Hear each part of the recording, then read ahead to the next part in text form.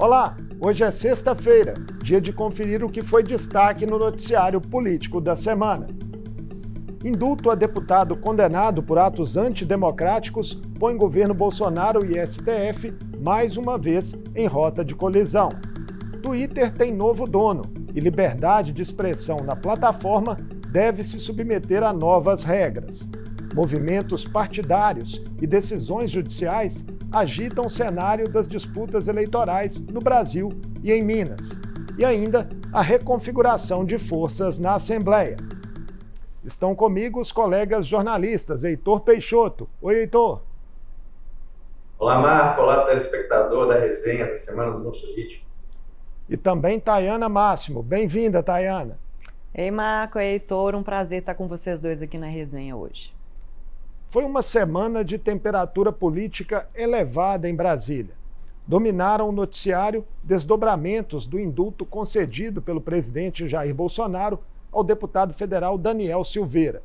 O parlamentar, eleito pelo Rio de Janeiro, havia sido condenado pelo STF a 8 anos e 9 meses de prisão e a perda de mandato, por estímulo a atos antidemocráticos e ataques a ministros da Corte.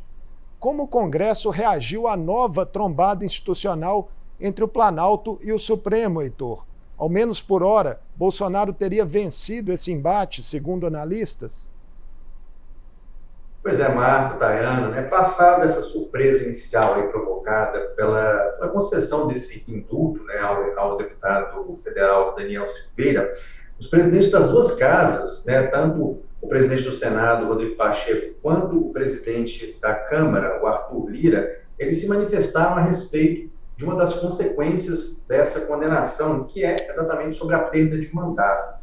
E até, pelo menos, o meio da semana, a conversa, as falas de Lira e Pacheco eram de que a palavra final sobre perda de mandato de parlamentar é uma decisão que pertence ao Congresso Nacional, mais até do que à própria Câmara, as duas casas incorporadas aí como Congresso Nacional. Aí você pergunta se Bolsonaro teria vencido, aparentemente, esse primeiro embate. A gente pode dizer que, de alguma forma, sim, Marco e Tayana, porque a gente teve desdobramentos dessa decisão. O deputado Daniel Silveira ele foi recebido num clima de vitória, de grande apoio, num ato que foi realizado no Salão Nobre do Palácio do Planalto. O deputado, inclusive, ele carregava o indulto, o decreto do indulto, emoldurado e ostentando como se fosse um troféu entre os pares. E participaram desse ato 22 deputados, um senador e pelo menos 11 ministros do governo de Bolsonaro. Ali também, o Marco e Tayana, o deputado Daniel Silveira se mostrava em alta conta com o próprio partido, o PTB, porque durante a semana ele foi indicado para compor 5 comissões permanentes da Câmara dos Deputados, entre elas a Comissão de Constituição e Justiça, uma das mais importantes da Casa, que inclusive analisa questões relativas à perda de mandato de parlamentar. Só que a gente teve aí, aparentemente, uma sinalização de que, um passo atrás, que o deputado não deve mais assumir essa cadeira lá na Comissão de Constituição e Justiça na Câmara. E a celeuma ainda não acabou, pois o Supremo poderá voltar a se manifestar em breve sobre a constitucionalidade do indulto conferido pelo presidente ao deputado Daniel Silveira. Quais foram os atos concretos de ministros do tribunal nessa direção, Heitor? Especulou-se na imprensa que a concessão do indulto surpreendeu os integrantes da corte. Tal como surpreendeu a própria Câmara, o próprio Congresso Nacional também foi recebido com surpresa lá no Supremo, porque o indulto ele é um instrumento de excepcionalidade, não é algo que aparece na pauta política e jurídica do país todos os dias. E, normalmente, o indulto ele é concedido em questões coletivas e não para beneficiar um condenado em específico, como foi esse caso.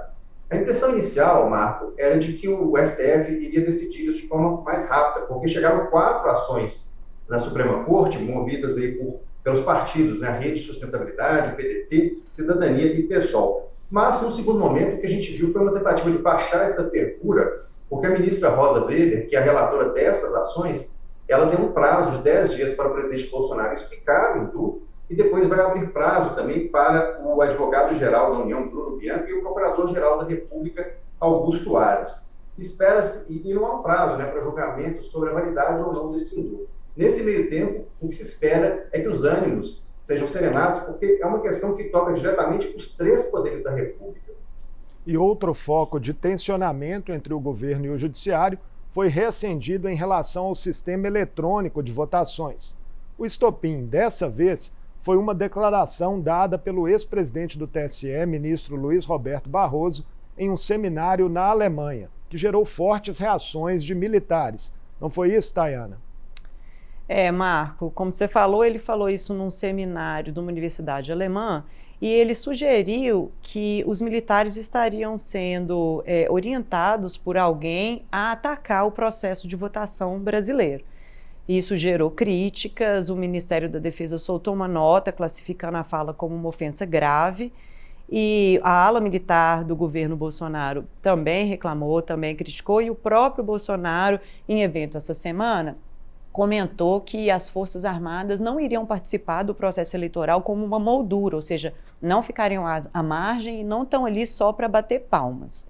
E dentro da própria corte, a imprensa noticiou que as opiniões sobre as falas do Barroso ficaram divididas. Enquanto uma parte dos ministros acha que é estratégica uma fala que traga as Forças Armadas para o lado do TSE, das instituições e para defender, conclamar as Forças Armadas a defenderem o resultado das eleições, uma outra ala de ministros acha que a fala foi fora de tom e que coloca lenha na fogueira nessa crise que já estava aberta, como o Heitor bem explicou aí, e que agora não seria o momento de provocar ainda mais os ânimos.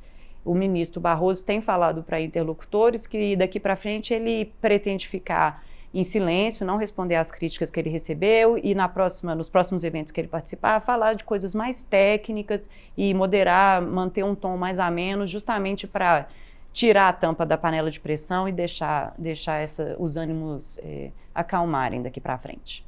Pois é, e esse contexto delicado de conflitos entre poderes também pautou uma entrevista do cientista político da UFMG, Cristiano Rodrigues, ao nosso programa.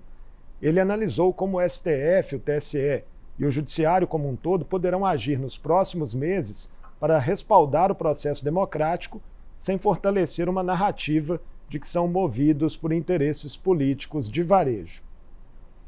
Eu acho que do ponto de vista mais individual, desses atores que têm acesso ao debate público no STF e no TSE, me parece salutar evitar comentários e discursos que sejam muito incendiários e que, de certa forma, encontrem vazão nos argumentos contrários à legitimidade do processo eleitoral. Acho que esse é um primeiro aspecto importante. Do outro, garantir maior debate público sobre a lisura do processo eleitoral, né? Seja através de propagandas nas mídias, de debates públicos levados sobre isso, de tentar trazer novos atores, né? Como essa ideia de trazer agentes da União Europeia para poder acompanhar o processo eleitoral. Então, me parece assim, quanto mais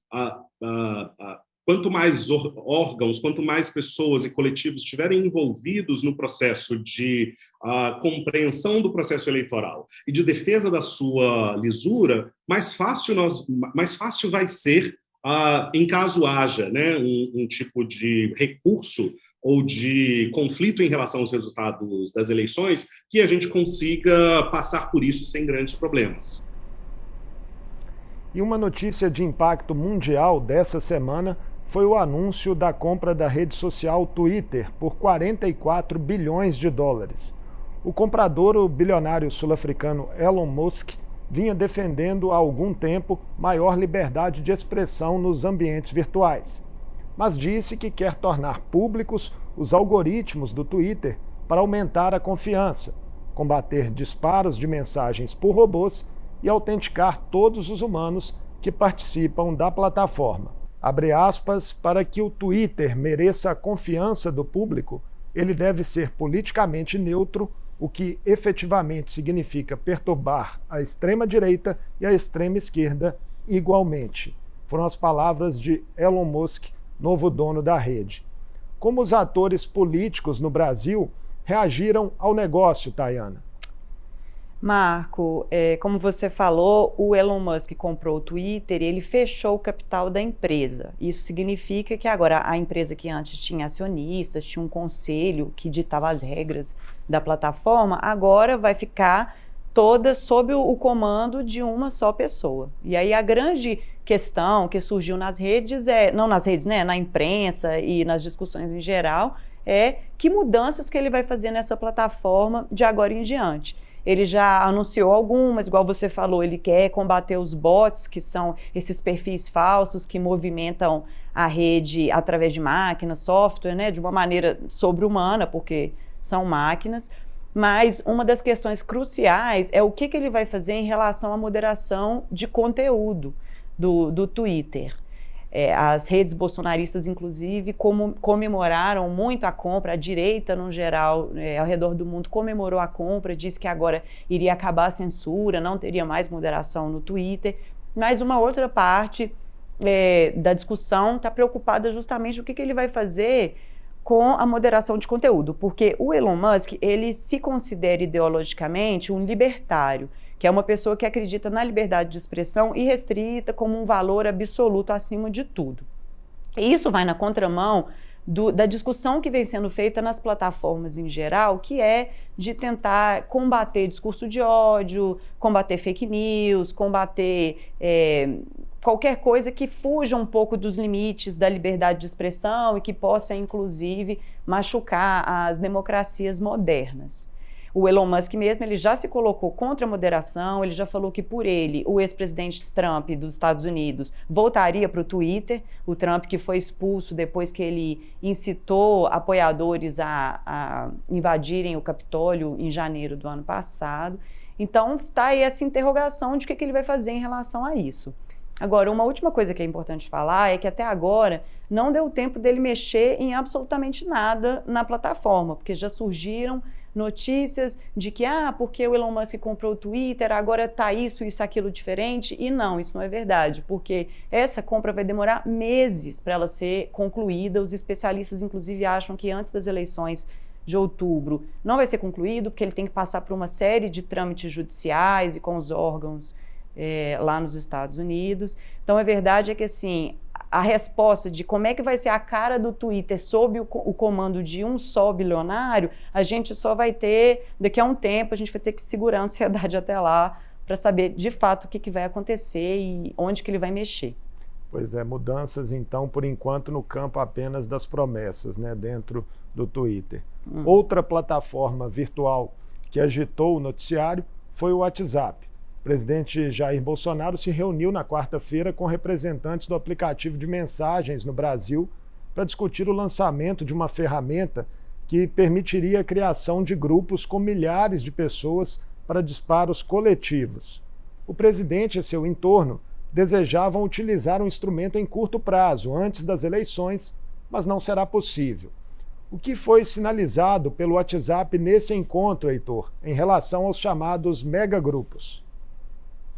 Pois é, Marco e Tayane, os executivos, né, do WhatsApp se encontraram, portanto, com o Bolsonaro, como você falou, Marco, e eles informaram, né, prestaram informações para o presidente e sua equipe de que esse adiamento da plataforma ele não tem relação com o acordo feito com as redes sociais, com o TSE, no sentido de prevenção às fake news e às campanhas de desinformação. Então, uma coisa não estaria atrelada à outra, porque foi isso que o Bolsonaro deu a entender nos últimos dias, inclusive pressionando a plataforma para lançar de maneira mais breve, como você pontuou, esse recurso, né, do WhatsApp. Mas a empresa falou que tem muito mais a ver com a confiabilidade do recurso e é uma estratégia mais de longo prazo. Então não tem relação, segundo essa versão oficial, com esse acordo com o TSE. Hoje, lembrando, né, o limite de grupos, de integrantes de grupos no WhatsApp é de 256 membros, e a primeira manifestação, né, do presidente Bolsonaro era, ao saber do adiamento, né, do lançamento dessa plataforma,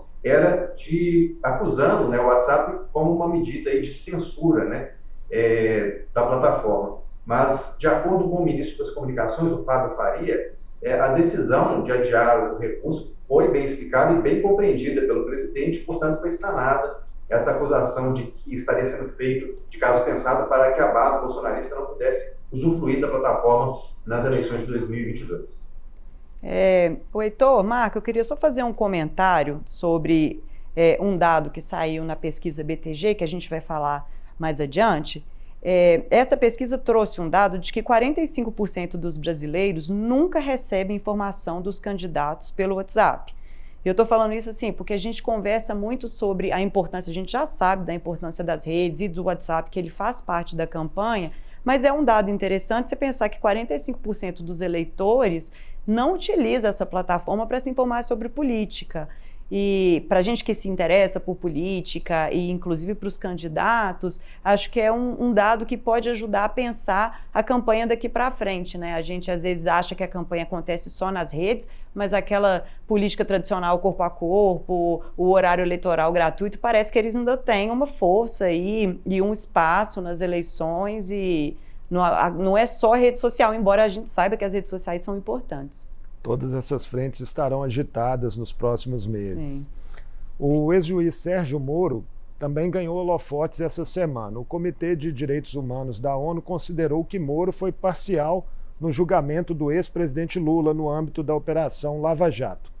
A decisão foi divulgada após 6 meses de exame do caso. O comitê também concluiu que os direitos políticos de Lula foram violados em 2018. No mesmo dia, 5 deputados federais do PT entraram com ação popular na Justiça Federal contra Sérgio Moro, pedindo reparação e ressarcimento ao erário público. Moro afirmou que a comissão da ONU se baseou em erro judiciário do Supremo. Ano passado, a corte julgou o ex-juiz parcial. E tem mais. Ainda não é oficial, mas Sérgio Moro pode voltar ao páreo eleitoral. O partido dele, União Brasil, estaria considerando a possibilidade de resgatá-lo em uma chapa puro sangue à presidência. A legenda está desanimada com as negociações com PSDB, MDB e Cidadania em torno de uma candidatura única. Moro já apareceu nas pesquisas com 9% das intenções de voto. E ainda nesse campo da chamada terceira via, no Ninho Tucano, o ex-governador de São Paulo, João Dória, deu um start mais firme essa semana em sua pré-campanha à presidência da República. As desavenças internas parecem ter dado uma trégua após uma nota do ex-governador gaúcho Eduardo Leite, afirmando que respeitaria o resultado das prévias. O que mais chamou atenção em inserções na TV e nas entrevistas de Dória, Heitor? Marco, Tayana, nas inserções do Dória, a gente viu uma tentativa, né, do ex-governador de criar uma imagem mais próxima do eleitor que ele quer aí atrair para a chapa dele. O slogan final, inclusive, ele dizia o seguinte: com PSDB e João, você tem opção. Aí a gente vê aqui a opção pelo primeiro nome, né, inclusive afastando o sobrenome Dória, que já está mais desgastado com relação a boa parte do eleitorado. Na TV também ele incorpora uma releitura de um bordão que ficou, né, mais conhecido no campo da esquerda, que seria o comida no prato, vacina no braço. A versão dele foi comida no prato, emprego e dinheiro no bolso. Então, aí uma apropriação de uma ideia que vem sendo foi muito trabalhada pela esquerda nos últimos meses, aí, ao longo da pandemia. E o possível flerte, né, com a esquerda, né, nessa estratégia e em outras, a gente viu também na sabatina do Portal UOL e da Folha de São Paulo, em que Dória admitia, inclusive, diálogo com o ex-presidente Lula, né, com o PT e os demais partidos da esquerda, mesmo dizendo que se mantém ainda como um antagonista do PT. Ele mostrou ali uma atitude, digamos, de mais paz e amor, né, pelo menos uma proposta inicial dele. Só que o desafio do Dória ele é imenso, né, por pelo menos 2 razões centrais. Além de ser rechaçado, né, pelos 2 polos que estão na disputa, tanto o lado dos bolsonaristas quanto a esquerda, ele tem a maior rejeição entre todos os candidatos, como a gente vai ver daqui a pouco na pesquisa da BTG, e é uma rejeição grande e crescente, ela não para de subir. E para completar, Dória ele não goza de nenhum entusiasmo nesse agrupamento de legendas que hoje discutem a criação de uma terceira via. Ele até sinalizou a possibilidade de ser vice, né, aderindo aí a essa proposta, até um recuo da Simone Tebet, mas não tem nada definido e ele não entusiasma as lideranças das outras legendas que compõem essa terceira via. E a semana foi movimentada também para o ex-presidente Lula. O PSB de Geraldo Alckmin e o Rede Sustentabilidade anunciaram adesão formal a candidatura do ex-presidente à presidência da República. Durante o evento do Rede, lideranças disseram que o anúncio representa a maioria da sigla, mas pela deliberação interna, filiados poderão apoiar outros candidatos, se assim desejarem. Chamou atenção a ausência no ato da ex-ministra Marina Silva, que disputou a presidência em 2010, 2014 e 2018, após se desfiliar do PT, onde esteve por longos anos no segundo mandato de Lula no comando do país. O ex-presidente ainda aproveitou a passagem por Brasília para se reunir com caciques do MDB. O partido é mais um do grupo da chamada Terceira Via, que enfrenta divergências internas e históricas. Lula pode consolidar apoios importantes de setores do MDB, Tayane e Heitor? É o que ele vem tentando fazer, né, Marco? Embora o MDB tenha uma pré-candidata à presidência, a senadora Simone Tebet, parte do MDB tem se encontrado com o presidente Lula e dando a entender aí que essa candidatura não está tão coesa dentro do partido ainda. O Lula já tinha se encontrado com uma ala do MDB num jantar, acho que na semana passada, se não me engano. Agora, essa semana, ele voltou a se encontrar com uma outra ala do partido. Parece que lideranças do partido, especialmente algumas lideranças do Nordeste, estão querendo caminhar ao lado do Lula. E parece que a estratégia que ele está tendo do PT, né, no geral, é de começar a costurar essa aliança com o MDB a partir dos estados e não a partir direto na executiva nacional. Agora, Marco e Tayane, esse flerte, né, da esquerda com o MDB, ele não deve se dar sem resistências. Inicialmente, podemos pensar resistências dentro da própria esquerda, né, lembrando aí do processo contra a presidenta Dilma Rousseff, mas a gente tem também a situação de momento. Por quê? Embora tenha lideranças ali no Nordeste mais próximas ao ex-presidente Lula, a gente tem também, o PMDB é um partido muito plural, né, e tem lideranças também aqui na parte sul-sudeste do país, e a gente teve uma movimentação há dias atrás relacionadas a essa possível resistência a Lula, uma delas do deputado federal Osmar Terra, que foi ministro da Cidadania do presidente Bolsonaro. Ele disse há cerca de 10 dias que na Convenção Nacional do MDB em julho vai defender abertamente que o partido caminhe com o Bolsonaro pela reeleição de Bolsonaro, e não deve ser o único, deve ter outras lideranças do MDB, aí, como eu falei, mais entre Sul, Sudeste, Centro-Oeste, defendendo de maneira veemente o nome de Bolsonaro e refutando completamente esse arranjo com o ex-presidente Lula. E no início da semana saiu mais uma pesquisa para presidente. A BTG-FSB ouviu 2.000 eleitores entre os dias 22 e 24 de abril. As entrevistas foram feitas por telefone. A FSB testou 8 cenários de primeiro turno.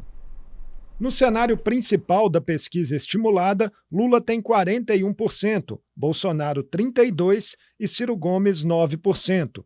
João Dória e André Janones com 3%. Com 1% aparecem Simone Tebet e Vera Lúcia. José Maria Imael, Felipe Dávila, Luciano Bivar e Leonardo Péricles não pontuaram. Nenhum são 6%. Branco e nulo, 2%. Não sabe ou não respondeu, 1%. Essa pesquisa não pode ser comparada com a anterior, do mês de março, que incluía o ex-juiz Sérgio Moro. Agora, pesquisa espontânea. Lula lidera com 36% das intenções de voto. Bolsonaro tem 30% e Ciro 4%. Os demais pré-candidatos somados têm 4%.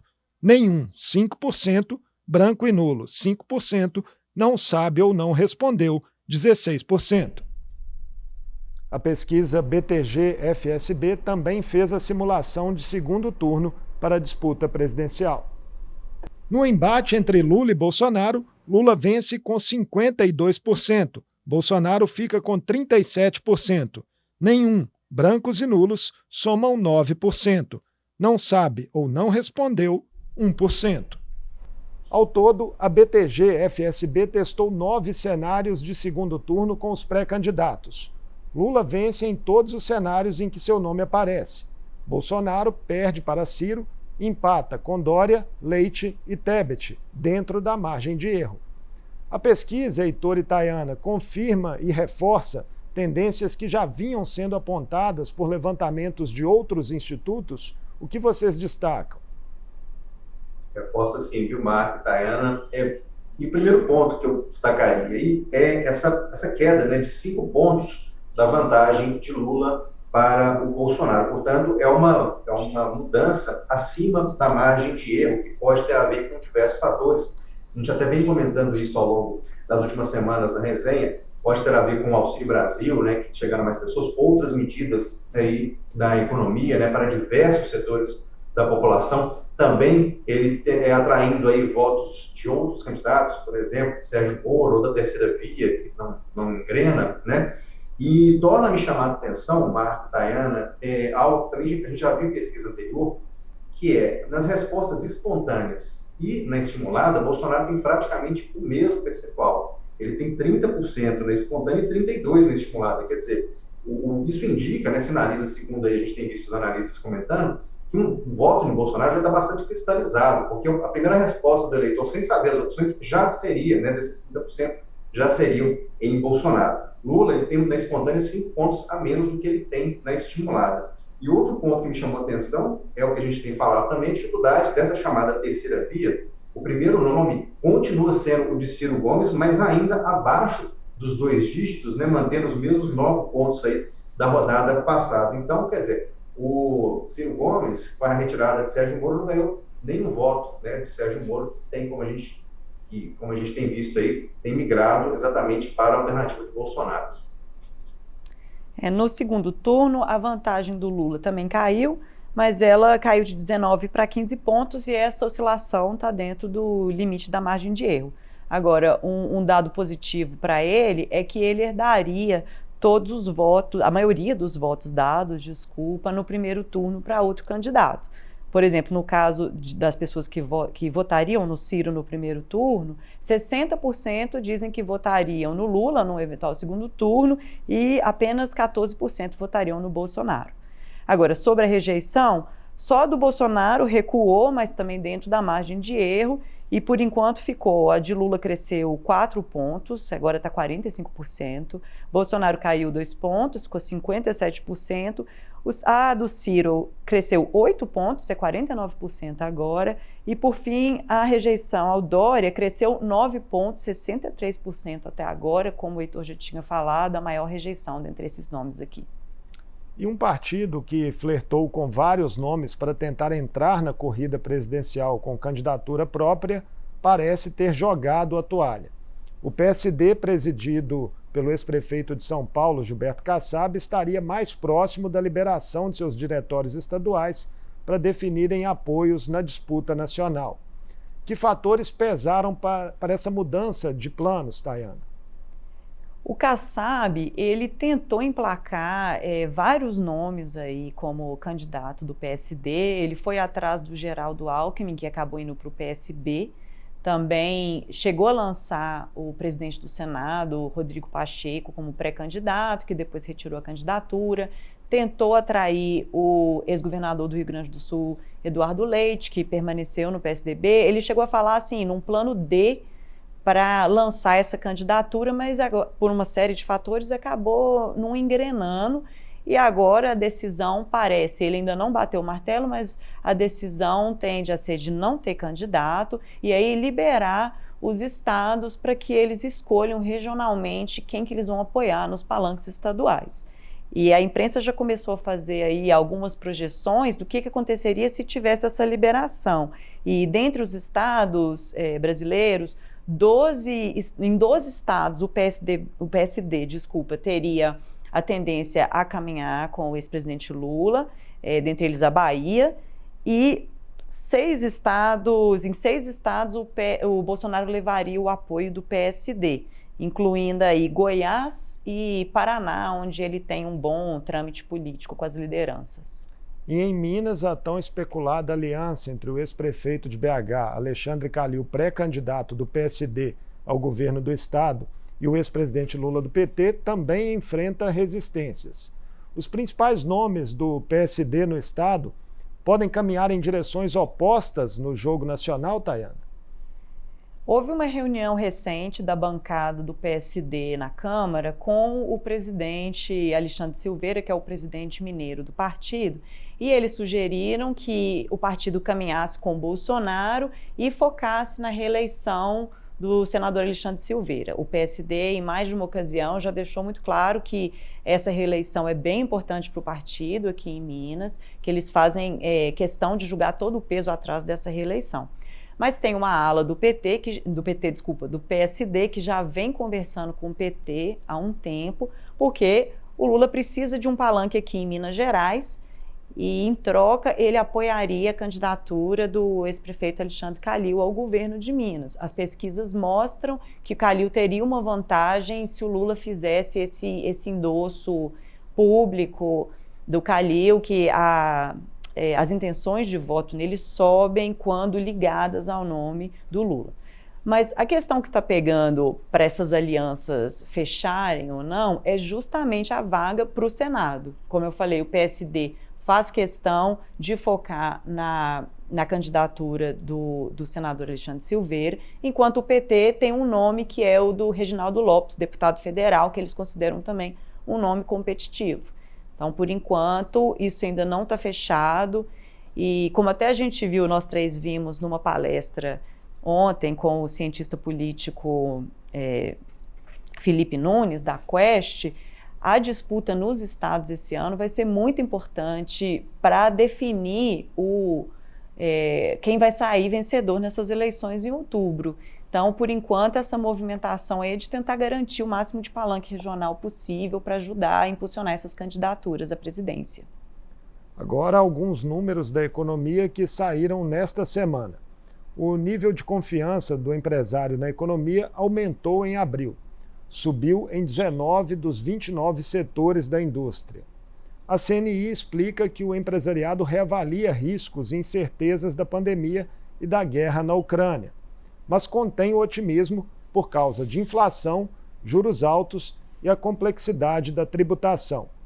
Na quarta, saiu a prévia da inflação de abril, que avançou 1,73%. É a maior taxa do mês desde 1995. O resultado foi puxado pelo aumento nos preços dos combustíveis. Em 12 meses, o IPCA 15 acumula alta de 12,03%. O IBGE divulgou a taxa de desemprego, que segue alta e praticamente estável em relação ao último trimestre de 2021, 11,01%. São 11.900.000 brasileiros sem trabalho. Nesse cenário de inflação e desemprego, como especialistas têm avaliado o peso da economia nas campanhas dos candidatos e na definição de voto do eleitor? Heitor e Tayana, começa por você, Heitor. Pois é, Marco, Tayana, a gente tem visto essa análise, né? Se a eleição de 2018 foi muito pautada em cima de uma bandeira de combate à corrupção, de surgimento de uma nova política, que também ainda está por se explicar aí no Brasil, a marca dessa campanha de 2022 continua sendo, se tornou a preocupação com o bolso, né? E a gente tem dados, inclusive nessa pesquisa BTG, que a gente deu há pouco, porque ela abre para vários cenários que não só das intenções de voto. E a gente tem lá 89% dos entrevistados se dizendo afetados pela inflação e 62% com contas atrasadas. Quer dizer, uma parcela substancial da população que está passando dificuldade. A gente tem visto isso pelas ruas, né? Todo mundo que sai de casa vê pessoas em miséria, em situação de muita dificuldade, pessoas inadimplentes. E a gente já tem visto, como eu falei há pouco, essa preocupação nas campanhas, como você perguntou, Marco, e também na ação de governo, por exemplo, de Bolsonaro, né, liberando auxílios aí para dar um desafogo para a população, e na campanha de Lula, por exemplo, que é o primeiro lugar nas pesquisas, já trabalhando em cima dessa questão, da melhora da qualidade de vida, do poder de compra do cidadão, tentando inclusive trazer a marca do governo dele, dos dois governos que ele teve, de 2003 a 2010. Então, de fato, assim, corrupção, se ela existir nessa campanha, vai ficar muito à margem, pelo menos é o que está se sinalizando, e a preocupação com a economia deve ser central já neste primeiro momento de pré-campanha. Outro dado que corrobora isso que você falou agora, Heitor, é que, da pesquisa BTG que a gente já comentou, é que 32% dos brasileiros afirmam que estão em crise econômica, mas conseguindo superar, e outros 62% estão em crise econômica, mas com dificuldade de superar. Ou seja, são 94 brasileiros sentindo a crise econômica, e tem mais um dado que de 2 em cada 5 eleitores, a cada 5 eleitores, 2 acreditam que a culpa é do governo atual. Então, acho que são dados que corroboram essa ideia de que a economia deve ser central esse ano para decidir o pleito. E a Polícia Federal investiga, desde quarta-feira, a denúncia de um estupro e assassinato de menina indígena por garimpeiros ao norte de Roraima, em terra Yanomami. Segundo o líder indígena Júnior Ecurari, além da menina, uma outra criança desapareceu ao cair no rio. A polícia ainda não encontrou vestígios do crime. O corpo não foi localizado, nem foram identificados indícios da morte da outra criança. A FUNAI acompanha o caso e a ministra do STF, Carmen Lúcia, cobrou publicamente respostas do poder público. A região da comunidade dos Uaiacas é uma das mais atingidas pela invasão de mineradores ilegais. A terra Yanomami, maior reserva indígena do Brasil, só pode ser acessada por aeronaves ou barcos. E a área da Amazônia Legal, onde vivem os Yanomamis, registrou o maior número de assassinatos e mortes por conflitos no campo no Brasil em 2021, conforme relatório divulgado pela Comissão Pastoral da Terra. O coordenador da CPT, Carlos Lima, detalhou em entrevista aqui no Mundo Político o quadro de violência na região. O Estado brasileiro não tem realizado ações eficazes para evitar a violência no campo e se repete nos últimos, desde 2016, assim, a crescente da violência, né? Aqui e acolá um número baixa ou sobe, mas a gente vê uma série histórica de que o conflito permanece no campo e muitas vezes localizado, e aí na questão da Amazônia Legal é muito forte. Se você tem uma ideia, nós tivemos 49,49, ou seja, quase 50% de ocorrência de conflitos por terra na chamada Amazônia Legal. Também os conflitos por água chegaram a 40,78%. E o número de conflitos trabalhistas, 54, são 54 casos, dá 31,95%. Ou seja, a Amazônia Legal, a área de extensão do agronegócio, a disputa por terras indígenas, o garimpo ilegal, tem feito da Amazônia assim, um espaço de conflito permanente e uma tendência de crescimento desse conflito. As entrevistas completas dessa semana e de todo o acervo do Mundo Político estão disponíveis no portal da Assembleia na internet. A semana também foi de movimentações políticas relevantes aqui na Assembleia de Minas. O PL, partido do presidente Jair Bolsonaro, e do senador Carlos Viana, pré-candidato ao governo de Minas, deixou o bloco de oposição liderado pelo PT. Era um gesto que se desenhava desde o fim da janela partidária, não é mesmo, Heitor?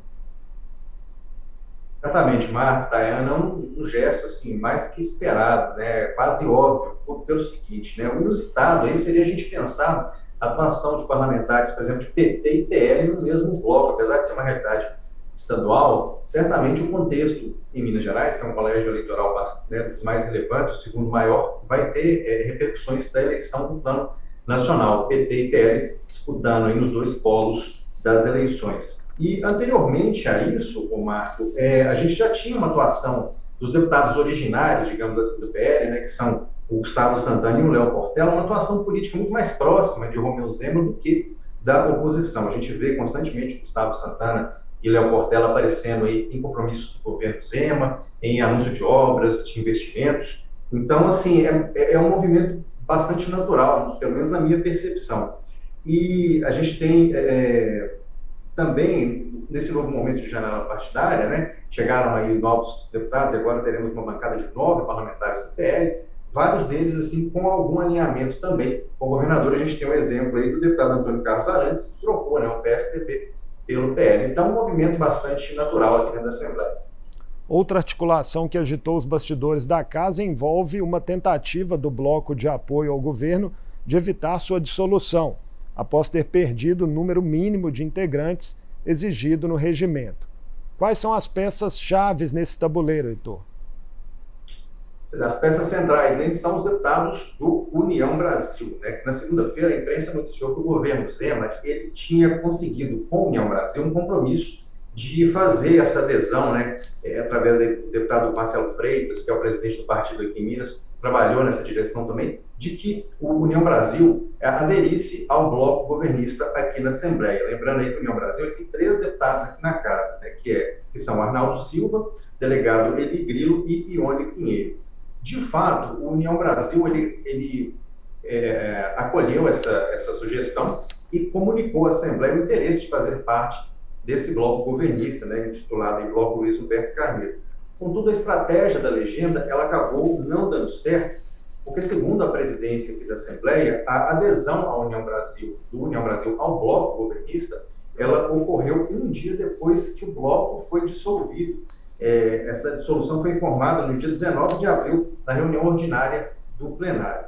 E essa dissolução aconteceu porque o partido ele perdeu o número mínimo de membros, né, que são 16, com a saída do deputado Leilando Pimenta, que trocou o Podemos pelo PSB. Hoje, portanto, a gente tem 2 blocos na Assembleia, oficialmente, né, dados oficiais, que é o Democracia e Luta de Oposição, com 6 partidos, e o Minas São Muitas, que é de orientação independente, aí com 10 legendas.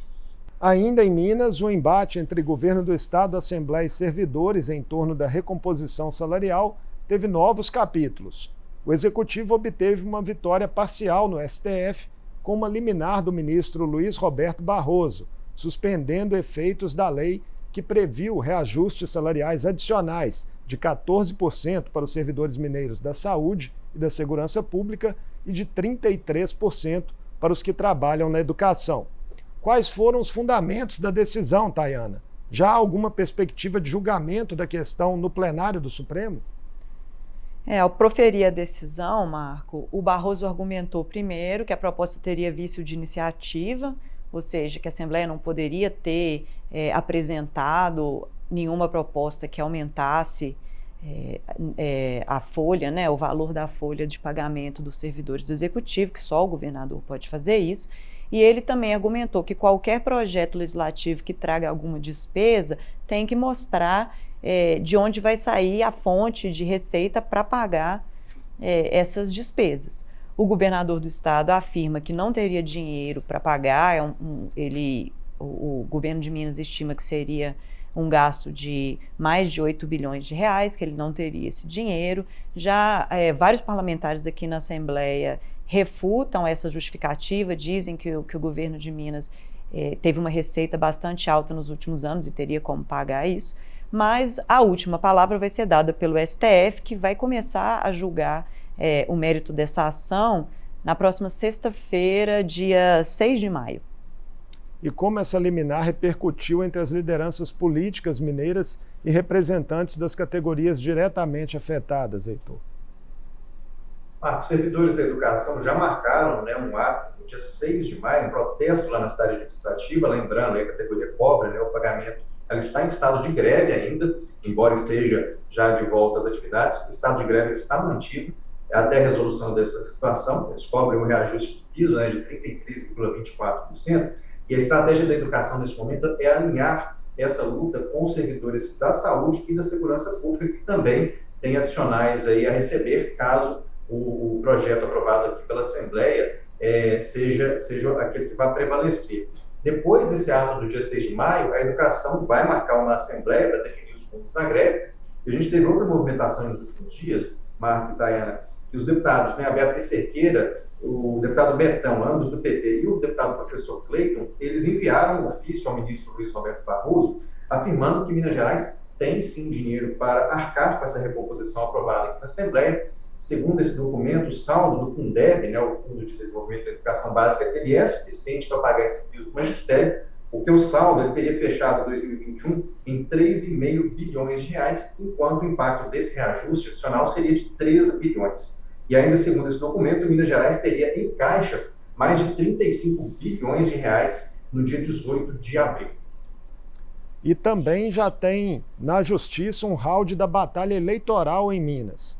o desembargador do Tribunal Regional Eleitoral Maurício Soares negou o pedido do Partido Novo para que ele concedesse uma liminar e determinasse a retirada do ar de um vídeo publicado pelo pré-candidato ao governo de Minas, Alexandre Calil, do PSD, nas redes sociais. A legenda do governador Romeu Zema argumentou que Calil fez propaganda política fora de época com pedido expresso de voto. Mas o magistrado entendeu que esse gesto não partiu diretamente do ex-prefeito de BH no vídeo em questão. O mérito da ação ainda será julgado no TRE e Calil celebrou a negativa da liminar, dizendo-se vítima de tentativa de censura. E o Mundo Político desta sexta-feira chegou ao fim. Estiveram comigo os colegas jornalistas Heitor Peixoto e Tayana Máximo. Obrigado pela parceria de sempre, Heitor. Sempre uma alegria. Tayana, valeu demais sua participação. Estaremos juntos outras vezes. Obrigada, gente. Obrigada por me receberem aqui. E a você de casa, muito obrigado pela companhia. Nós voltamos na segunda-feira, no horário de sempre, com entrevista inédita. Até lá!